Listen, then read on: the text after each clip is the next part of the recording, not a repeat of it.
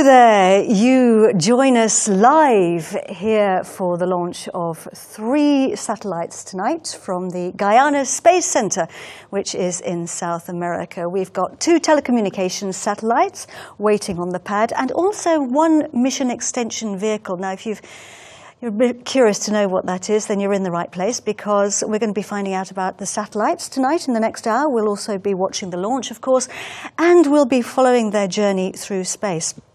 We've got lots of experts lined up for you tonight, and one of them is this man, Stefan Israel. Hello. Stefan, thanks for joining us. Stefan is the CEO of ArianeSpace, and which makes you perfectly placed to tell us about what's happening tonight.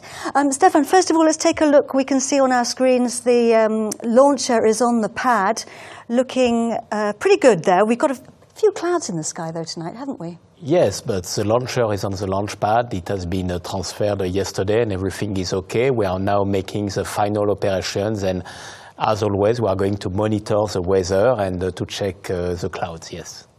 So we've got 3 customers tonight, as we said, and, sorry, 2 customers, but 3 satellites. So tell us about that. Yes, so tonight we have Intelsat with Galaxy 30, and you know Intelsat is a very long-lasting friend of ArianeSpace. The first Intelsat satellite was launched in 1983, and tonight we are launching the 62nd satellite for Intelsat. We have another very old friend, which is BSAT, a Japanese operator. This will be the 10th satellite we will launch tonight for BSAT, and our relationship has started in 1997. And we have a newcomer, Space Logistics LLC, which is a subsidiary of Northrop Grumman. Northrop Grumman has built MEV-2 and in the Galaxy 30. Maxar has built the satellite of the Japanese operator. And this is a new vehicle tonight because this is a mission extension vehicle for in-orbit servicing. So we are very happy of this innovative mission. It's exciting, isn't it? Very exciting. So we'll be finding out more about it later in the program. But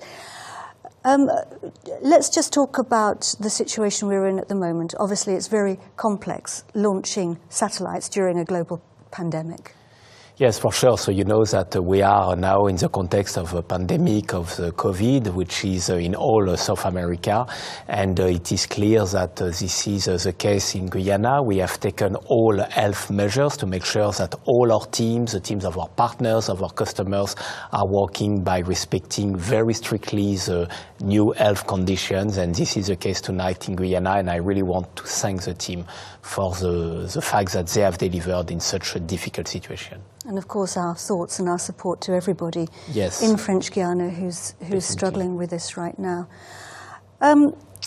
Let's just go back to Ariane 5, our launch vehicle, because she's incredibly powerful. You launched several launches from the spaceport. She's the most powerful one, and she's becoming even more powerful, isn't she? Yes, tonight it is the most powerful Ariane 5 we have ever launched. We have a capability of 10.2 tons for the satellites, and it is due to a program we have made with our parent company and prime contractor Ariane Group. Since 2016, we have increased by 300 kilos the performance for the satellite by diminishing the mass of the launcher. So tonight it is the most powerful Ariane which will fly.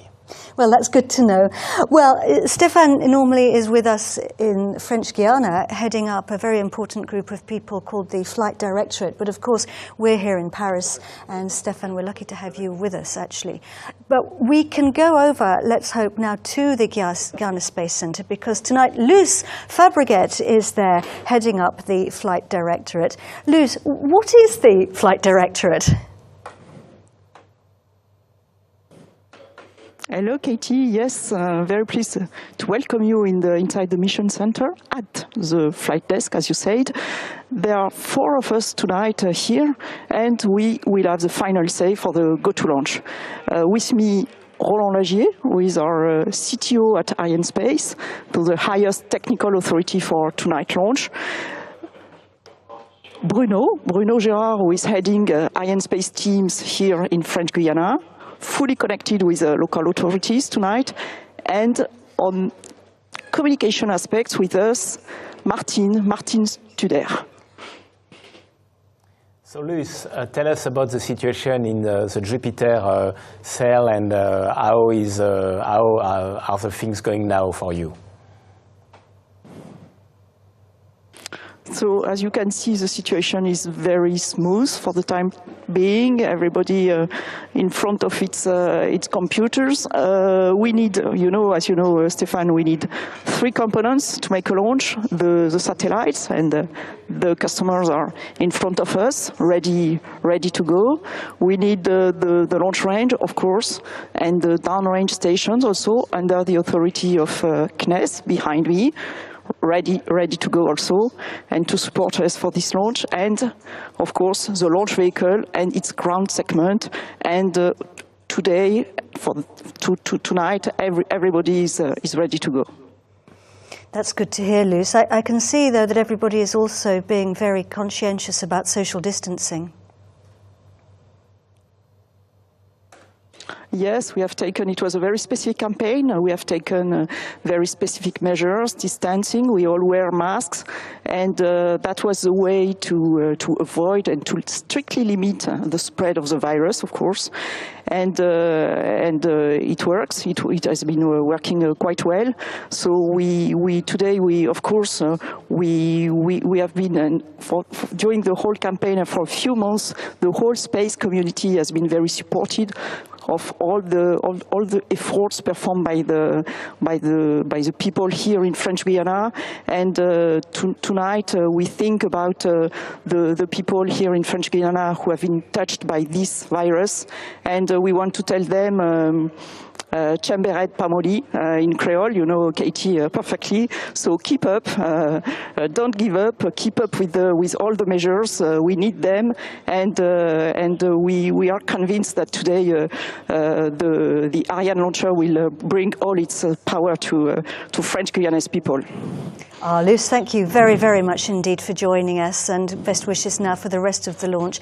Stefan, you're going to be coming back to us again later, but yes, for now, thank you very much. You. Thanks a lot. Stefan Israel, ladies and gentlemen. Well, I promised you some experts, and we also have Damien Gilles with us tonight. Damien Gilles is the head of systems engineering. Damien, very briefly, what does that mean? I'm leading a short team of experienced system engineers who are in charge of mission conception for all the launch of ArianeSpace family, and mission design mainly covers trajectory and ballistic phase optimization, as well as demonstrations that the spacecraft can sustain the condition of a launch. Great. Well, thank you very much indeed for joining us. Let's take a seat. And Damien's going to be with us now for pretty well the rest of the program. We have been preparing the satellites and the launcher for the last 3 months or so. It's called the launch campaign, started with the assembling the launcher. What happened next? Galaxy 30 and MEV-2 landed at Cayenne Airport end of June. They were transferred then to the payload preparation facility 72 kilometers away. They started there their standalone activities. In parallel, our lower passenger BSAT-4B arrived in Cayenne and followed the same path until the same building, which is S5C, where it also started its standalone activity. You can see there on the images the feed check. Feed check is the operation where we check that we can attach the spacecraft to its nearby structure without any anomaly. After that, the 2 upper passengers were transferred to the hazardous payload processing facility, where they will be filled with propellant. You can see there people wearing specific suits because of the dangerousness of the activity. In parallel, BSAT-4B was also filled with propellant in another building called S4. After filling, the next operation is what we call flight mating. It means that we attach the spacecraft onto its adapter. After flight mating, we can transfer the spacecraft from the payload processing facility to the building where it will meet the launcher upper part structures. For that, we use the dedicated container. MEV-2 was hoisted on top of the Silda mid-July. As you know, the particularity of the mission is that we have 2 upper passengers. So Galaxy 30 followed the same path as MEV-2 before being integrated on top of MEV-2 the same day. The upper stack being prepared, we then encapsulated the upper stack with the fairing. In parallel, BSAT-4B was also prepared for flight.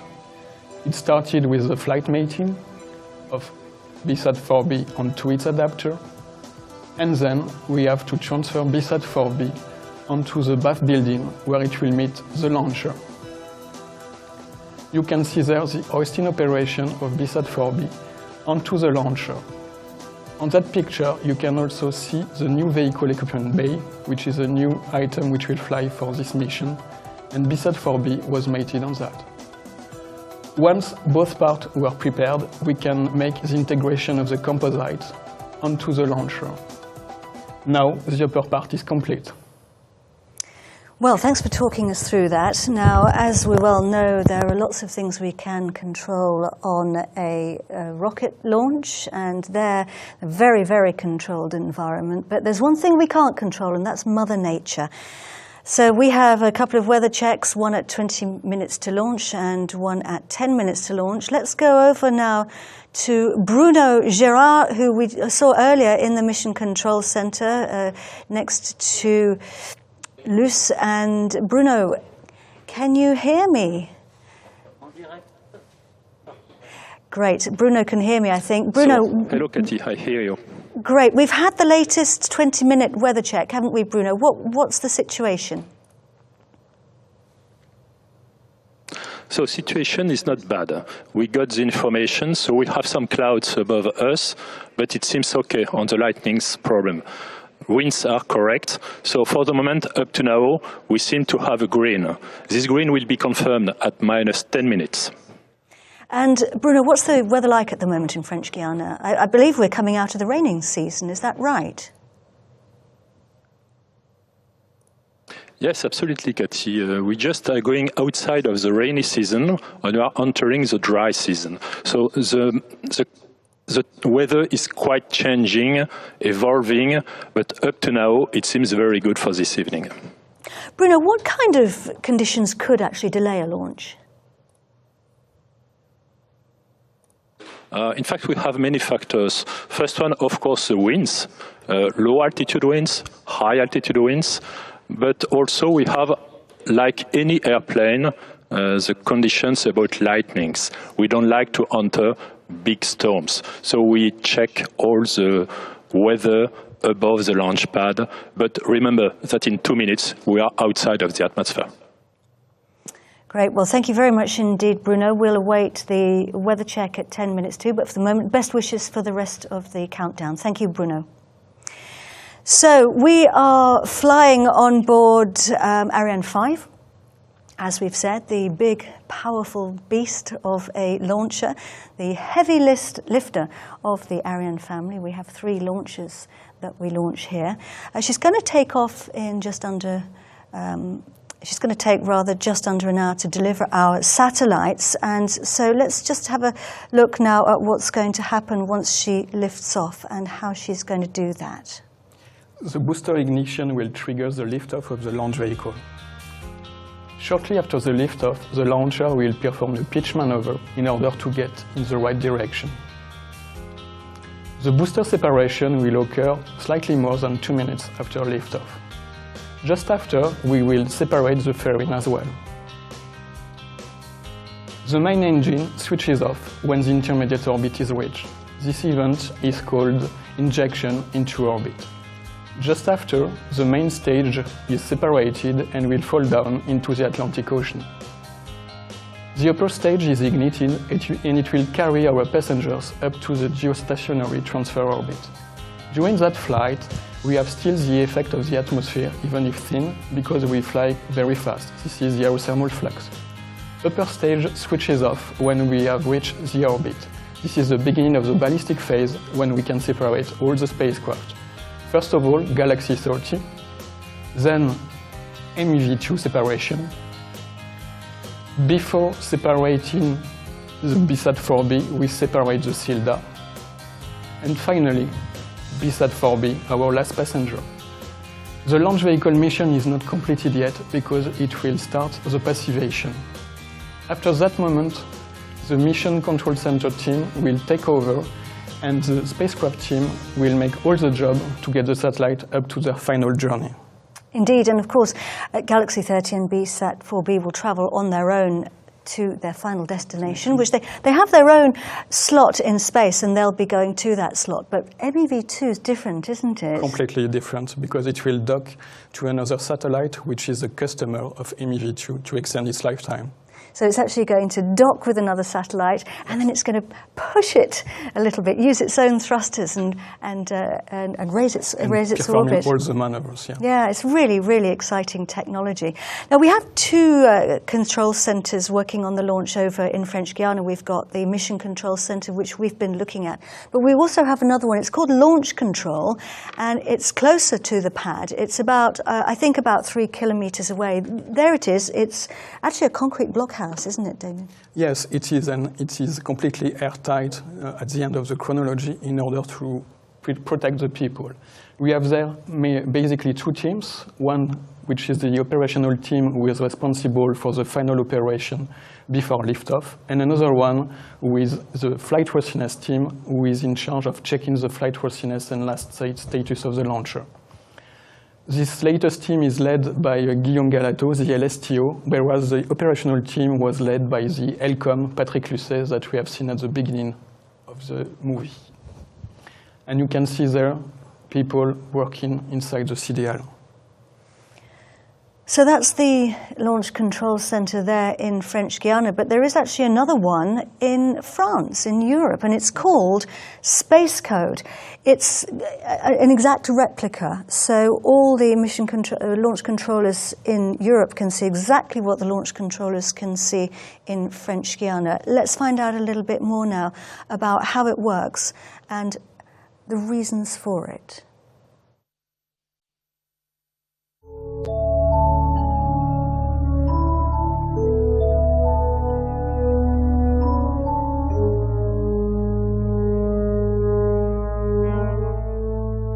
Welcome to all of you in our Space Code room in Les Mureaux, close to Paris. This is one of the rooms which is in place for each of our Ariane 5 launches, where we have operators preparing the launch during the day of the countdown, as it is the case today. When we prepare a launch, as we are doing now, we have in fact two teams which are working together. There is one team which is fully in Guyana, in the range of 50 to 60 people, who are actually operating the ground system equipment that work with the launcher, that feed the launcher with electricity, that feed the launcher with fuel, with propellant, and so on. And these are the people that activate equipment on board of the launcher. And there is a second team which is in place, and this second team is in charge of supervising the status of the launcher.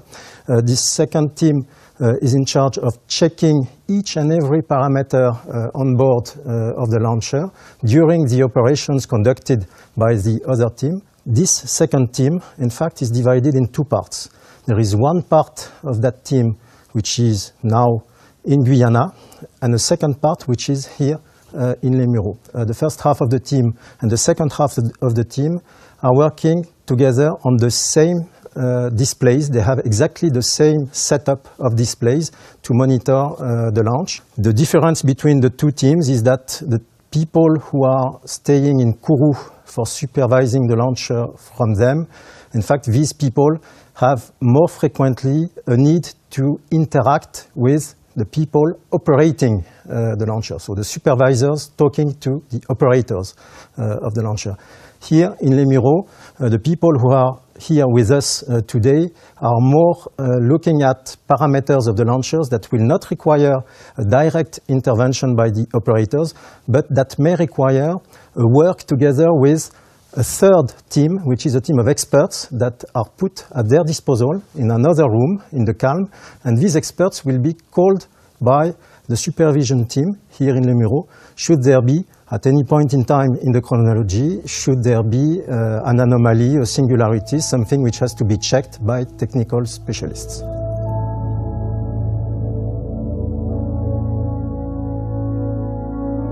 So hello everybody, I'm very pleased to be here with you in Les Mureaux premises. We are in a room where all the launcher technical leader will be for the chronology. We are in charge here to prepare the chronology in the space code rooms, so meaning with the preparation of an organization note where we gather all the people, the key people who are involved in this chronology. So, and during the chronology, we have also to ensure that all people are well positioned, and we have to ensure that all the communication with Kourou are correct. In case of a specific technical event or anomaly, of course, in the position of LSTM here in Les Mureaux, we have to alert everybody so that we can then work together and, of course, provide support to our colleagues who are also in Kourou dealing with this technical event. Interesting, huh? Completely, yes. Two complete replicas. So the final countdown started about 11 hours ago. We're now 8 minutes and 37 seconds to launch, getting towards the end of that final countdown. What's been happening?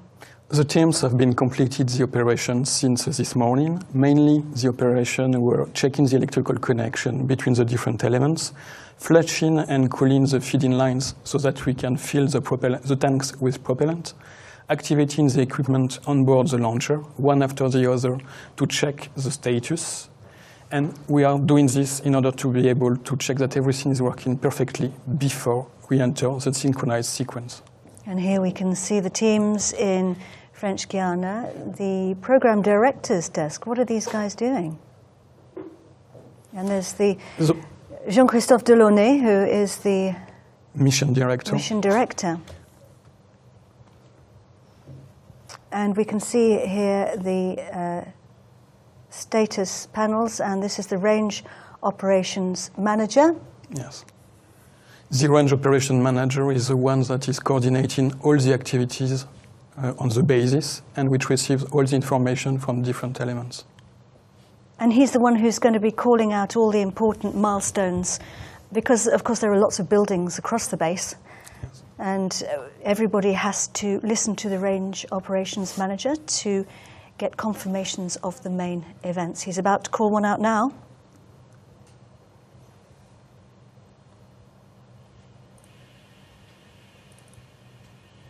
À tous de DDO, attention pour la séquence finale lanceur. So he has announced the beginning of the synchronized sequence. It's the last 7 minutes in the countdown. And this is the time now when really the computers are starting to take on the job, aren't they, Damien? What's happening? The synchronized sequence is a sequence which is fully automatized, which performs the latest preparation operation of the launcher and of the ground, and the launcher is taken progressively autonomous, independent from the ground. We can see in the Mission Control Center those boards that you're looking at on the left-hand side, the green panels. We call those the status panels, and all the systems across the base are sending their status there. Yes, we have a panel which is made of all elements that are green up to now. These elements correspond to subsystems which send their status. So mainly we need the launcher, which will send its status. We need a go also from the customers, which will send their status. And finally, the launch base. Everything is like a traffic light. If it's green, it's a go. If it's red, we have to stop, investigate. Exactly, or it's a little bit like the dashboard of a car, same thing. Now, we are now joined by Raphael Chevrier as well, who has come to see us here in the studio. Raphael, thank you very much indeed for being with us. You tell us your job and what you do, Raphael, for ArianeSpace. Basically, I'm a business developer, so with my colleagues, we are working on new innovative mission concepts that we can address with our next generation of launch vehicle, Ariane 6 and Vega C, in the context of a very fast-changing satellite market. And it is changing extremely fast, isn't it? Because, of course, everybody's, well, certainly, I think probably in March I had never heard of Zoom, and now I use the word like Google.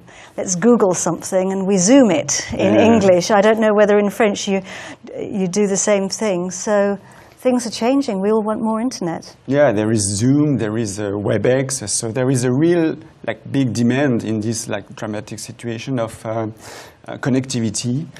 for situations of remote working. And so we know, and it confirms that the satellite have like a role to play in this communication, providing through large projects of constellations, internet signals in order to connect everybody anywhere. And right now we've got some very important satellites up there inside the fairing, which are going to help us to do that and make those connections. What are the conditions like inside the fairing? I'm guessing that they're kind of like first class in an aeroplane, yes, we can air conditioning and that sort of thing. The fairing here protects the satellite from the outside environment, we can say. First, we monitor the temperature inside the cavity, and we also check the conditions in terms of humidity and cleanliness for it to be perfect before liftoff. So right now they've got their seatbelts on. And everything is ready for waiting liftoff. for liftoff. Cross fingers. Yeah. And the cabin crew are doing the final checks. So we have a number of things to watch out for before we come up to the launch. We are right now 3 minutes and 22 seconds. If we take a look at our launcher on the pad, if we have an image of that, we can see the skies looking pretty reasonably clear. Earlier it was looking a little bit cloudy, but actually the clouds seem to be parting. It's 6 o'clock coming up to 6 o'clock it's coming up to 6:30 in the evening there in French Guiana. Just remind you that French Guiana is on the Amazon, in the Amazon rainforest.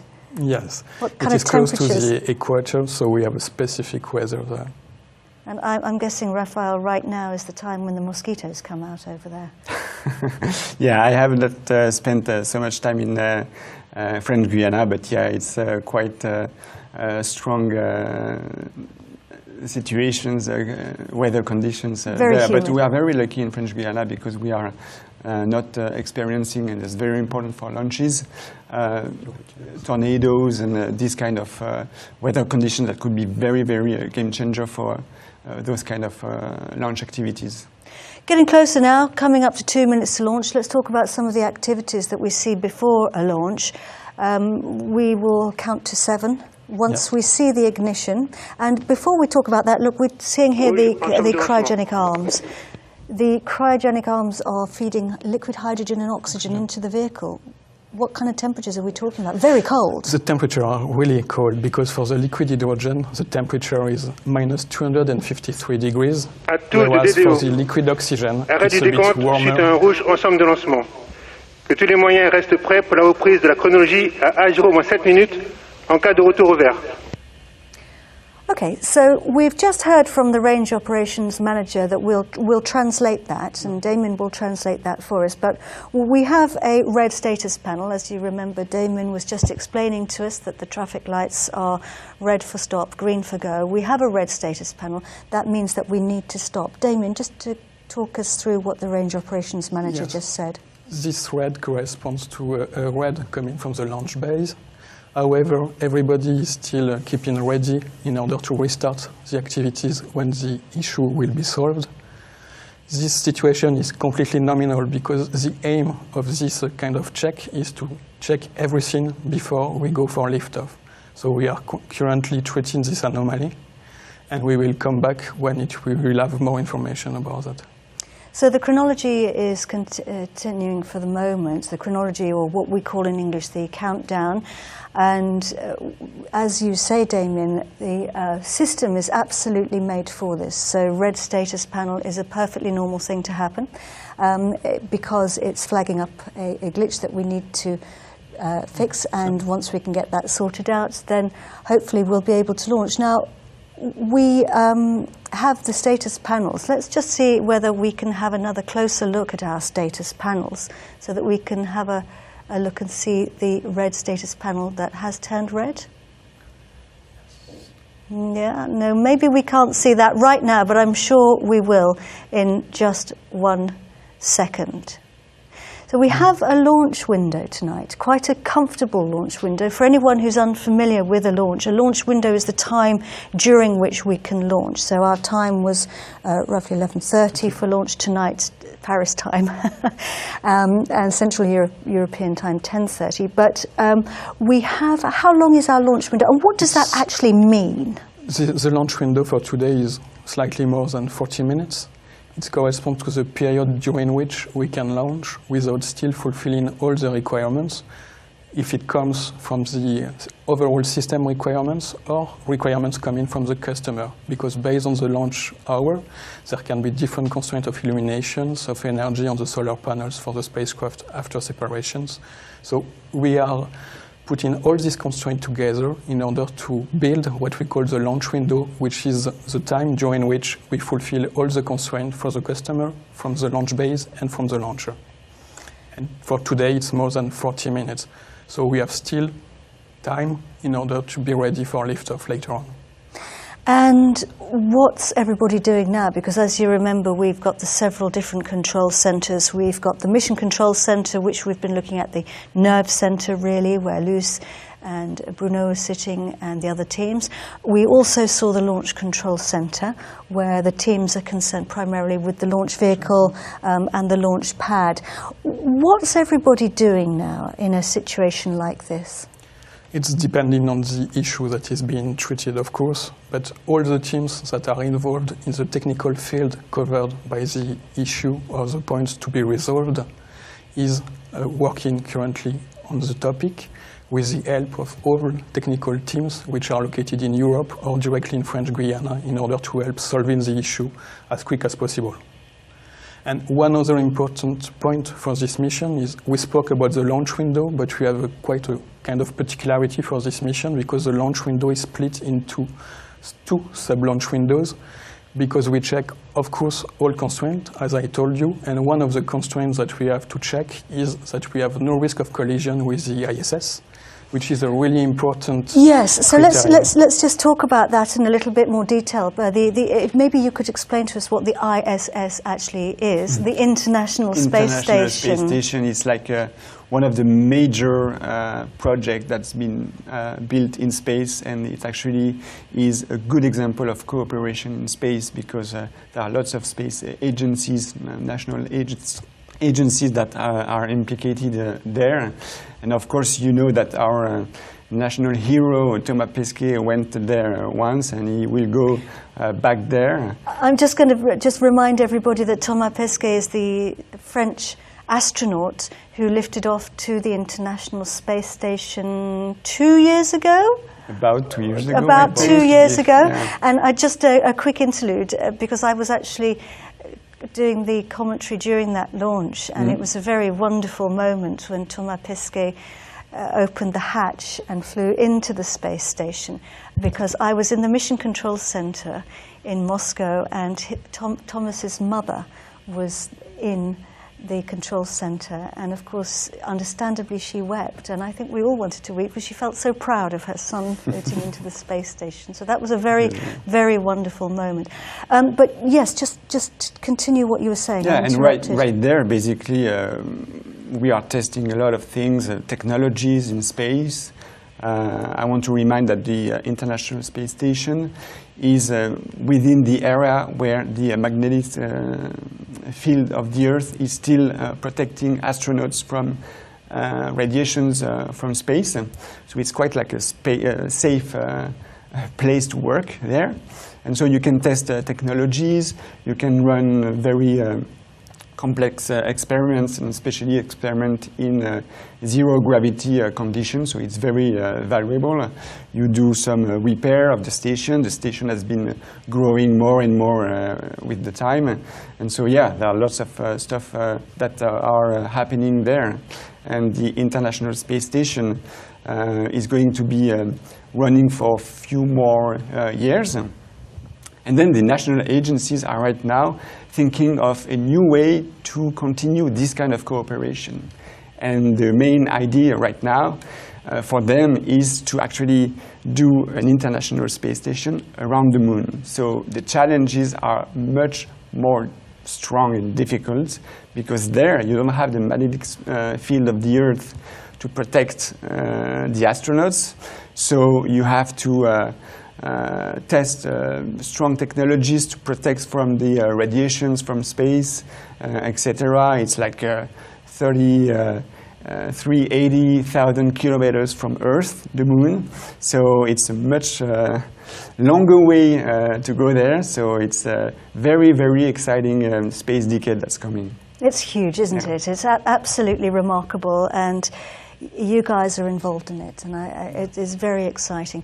Now, I think we're going to take a break. The countdown is on hold. As we've said, we have a launch window, so we're going to wait now and come off air just for a while and get a little bit more information, and we'll come back to you. In the meantime, do keep your eye on the website, ArianeSpace.com, and we'll come back to you when we have more information. But for now, see you shortly.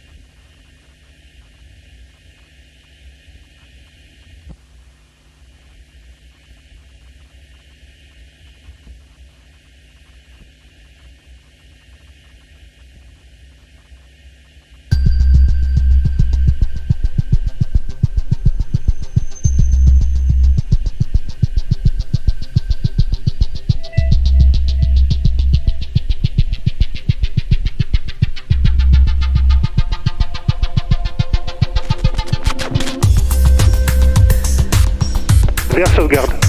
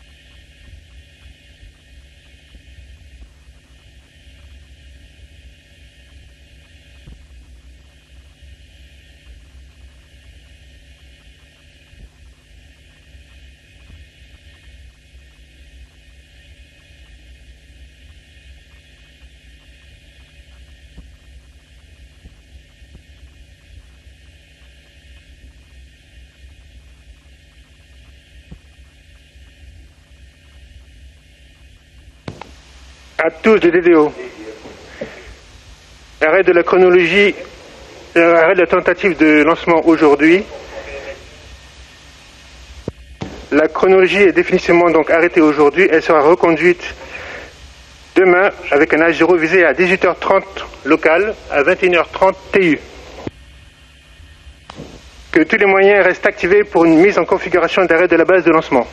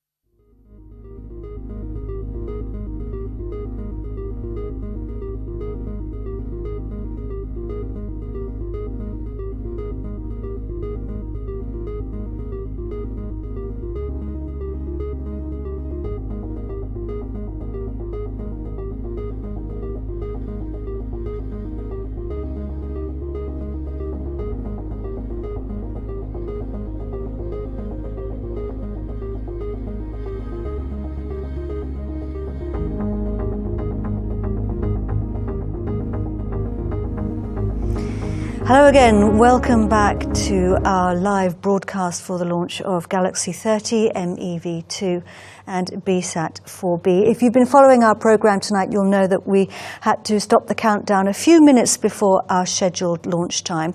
Stéphane Israel, the CEO of ArianeSpace, is back with me again. Thanks for coming back, Stéphane. What's the latest? Yes, so during the final countdown, one of the sensors of the liquid hydrogen tank triggered a red. We speak here about the liquid hydrogen tank of the main cryogenic stage.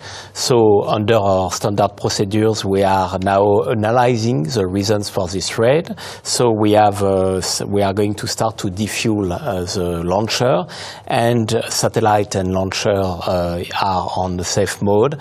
And now we must work with all our team to better understand what has happened. And when we will have understood, we will come back to tell you when we can resume the operations. Maybe tomorrow, but it's too early to say it now. We have to work on this thread during the final countdown. It's life, it happens. And what is important is when you decide to go, you must be absolutely certain that everything is okay. It was not the situation tonight, so under our standard procedures, we have decided to stop for tonight. Stéphane, thank you very much indeed for filling us in. So we'll come off air now, and for the latest information, keep your eye on the ArianeSpace website and social networking. But from both of us, from Stéphane and from me, Katie, good night. Good night.